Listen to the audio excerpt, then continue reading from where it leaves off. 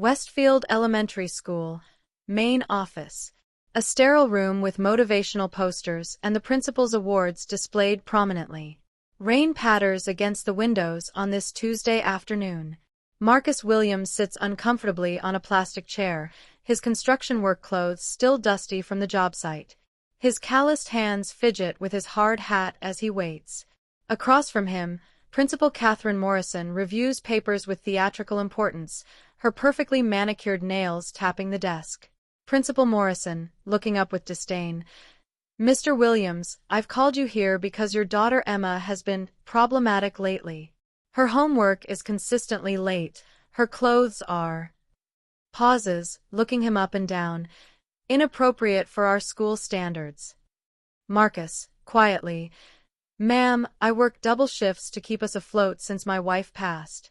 I do my best with Emma's schoolwork, but—" Principal Morrison, interrupting. "Mr. Williams, I don't have time for sob stories. This is Westfield Elementary, not a charity case institution. Perhaps Emma would be better suited for the public school across town where standards are more flexible." The words hit Marcus like physical blows. Other parents in the waiting area exchange uncomfortable glances, some whispering behind their hands. Marcus's face burns with shame as he realizes the deliberate cruelty of having this conversation in public. "Marcus, please, Mrs. Morrison. This school means everything to Emma. She's been through enough losing her mother. I can work with you." Principal Morrison, standing, voice raised for others to hear. "Mr. Williams, I suggest you focus less on making excuses and more on being a proper parent. Good afternoon." Marcus leaves the office, head down, feeling the stares of judgment following him out the door. Setting: Marcus and Emma's small apartment.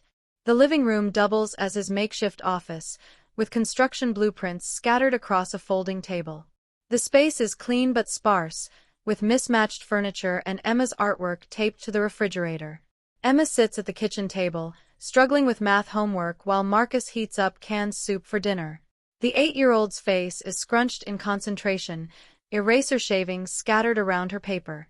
"Emma, Daddy, I can't figure out this problem. Mommy used to help me with the hard ones." Marcus's heart clenches. He sits beside her, his rough hands gentle as he examines the worksheet. The math concepts have changed since he was in school, and he feels helplessly inadequate. "Marcus, let me see, sweetheart. We'll figure it out together, okay?" They work through the problem slowly, Marcus doing his best to explain concepts he barely grasps himself. Emma's patience with her father's struggles only makes him feel worse. Emma, looking up innocently. "Daddy, why was Mrs. Morrison so mean to you today? I saw you through the office window." Marcus freezes, stirring the soup mechanically. How do you explain adult cruelty to a child who's already lost so much? Marcus, sometimes grown-ups have bad days, Em. It's not about you, okay? You're perfect just the way you are.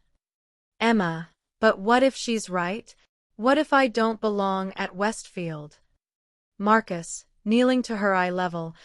Listen to me, Emma Rose Williams. You belong anywhere you want to be. Don't let anyone tell you different. Later that night, Marcus sits alone at his laptop, searching for homework help videos and budgeting apps, trying to figure out how to be enough for his daughter. The weight of single parenthood feels crushing in the quiet apartment. The next morning at Westfield Elementary, the parking lot buzzes with activity as parents drop off their children. A sleek black town car pulls up, and out steps Dr. James Patterson, the district superintendent, accompanied by 2 school board members. Marcus arrives simultaneously, walking Emma to the entrance as he does every morning before heading to his construction site. Emma hugs him goodbye, and he watches her disappear into the building with the protective love only a parent knows. Dr. Patterson, approaching Marcus. "Excuse me, are you Mr. Williams?" Marcus, surprised. "Yes, sir. Is everything okay?" Dr. Patterson, I'm Dr. Patterson, district superintendent.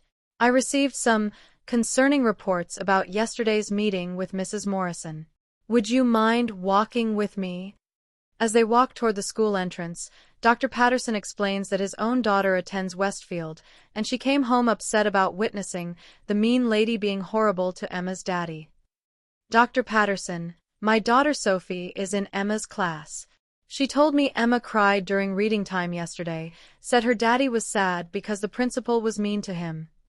Marcus, uncomfortable. Sir, I don't want to cause trouble. I just want Emma to get a good education. Dr. Patterson, Mr. Williams, what you experienced yesterday was completely unacceptable. No parent should be treated that way, regardless of their circumstances. They enter the school together, and Marcus notices how differently staff members treat him when he's accompanied by the superintendent. The secretary who had ignored him yesterday now offers coffee and a warm smile. Dr. Patterson, to the secretary, please ask Mrs. Morrison to join us in the conference room. Immediately. The superintendent's tone leaves no room for interpretation. This is not a request. Westfield Elementary Conference Room. Principal Morrison enters, her confident demeanor faltering when she sees Dr. Patterson. The room suddenly feels smaller, more intense. Principal Morrison, forcing a smile. Dr. Patterson, what a pleasant surprise. To what do I owe? Dr. Patterson, cutting her off. Sit down, Catherine. We need to discuss your behavior yesterday toward Mr. Williams. The color drains from Morrison's face. She glances nervously between Marcus and the superintendent, clearly calculating her options. Principal Morrison, I'm sure there's been some misunderstanding. Dr. Patterson, no misunderstanding. I have multiple witness accounts of you publicly humiliating this parent, making classist remarks, and suggesting his daughter doesn't belong here because of their financial situation. Marcus, finding his voice, Dr. Patterson, I appreciate this, but I don't want Emma to face any backlash. Dr. Patterson, Mr. Williams, your daughter's safety and educational environment are exactly what we're here to protect. He turns back to Morrison, his voice carrying the weight of authority and moral clarity. Dr. Patterson, Catherine, in 20 years of education, I've never been more disappointed in a principal's conduct. This school serves all children in our community, regardless of their family's economic status. Principal Morrison, desperately, Dr. Patterson, if I spoke too harshly, I apologize, but you have to understand the pressures. Dr. Patterson, the only thing I understand is that you violated every principle of educational leadership and basic human decency. Mr. Williams, I owe you a sincere apology on behalf of this district. The power dynamic has completely shifted. Morrison realizes her career hangs in the balance, while Marcus sits straighter, feeling his dignity restored by someone who actually listens. 1 month later. Westfield Elementary's annual Family Appreciation Evening. The gymnasium is decorated with student artwork and filled with families celebrating academic achievements. Marcus enters wearing a clean button-down shirt, Emma beside him in a new dress they bought together with his overtime pay. The atmosphere is warm and welcoming, a stark contrast to that day in Morrison's office. Emma, Daddy, look. My art project is on the wall.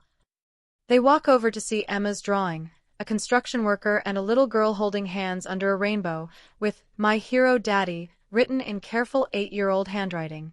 Mrs. Chen, Emma's new teacher, approaching. Mr. Williams, I'm so glad you could make it. Emma has been thriving this month. The change in school culture is evident. Mrs. Chen, who replaced Morrison as acting principal, speaks with genuine warmth and respect. Mrs. Chen, Emma told our class about your construction work, and we'd love to have you speak to the students about building and engineering if you're interested. Marcus, genuinely touched. I'd be honored. Dr. Patterson, joining the conversation.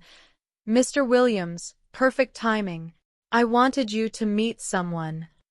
He introduces Marcus to the new permanent principal, Mr. Rodriguez, who immediately shakes Marcus's hand with respect. Mr. Rodriguez, Mr. Williams, I've heard wonderful things about Emma's progress. We're implementing new family support programs, and I'd value your input as a parent. Emma beams as she watches her father being treated with the dignity he deserves.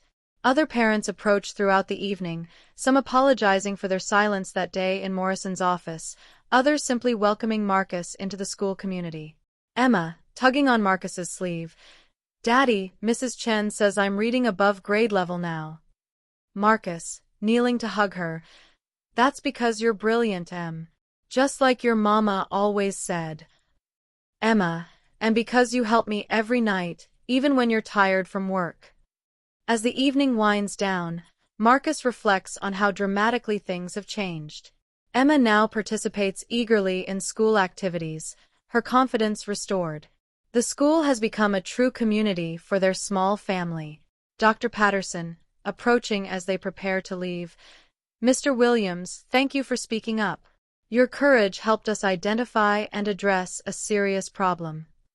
Marcus, thank you for listening, sir, and for seeing Emma for who she really is. Walking to their car under the starlit sky, Marcus realizes that sometimes standing up for what's right, even when you feel powerless, can change everything.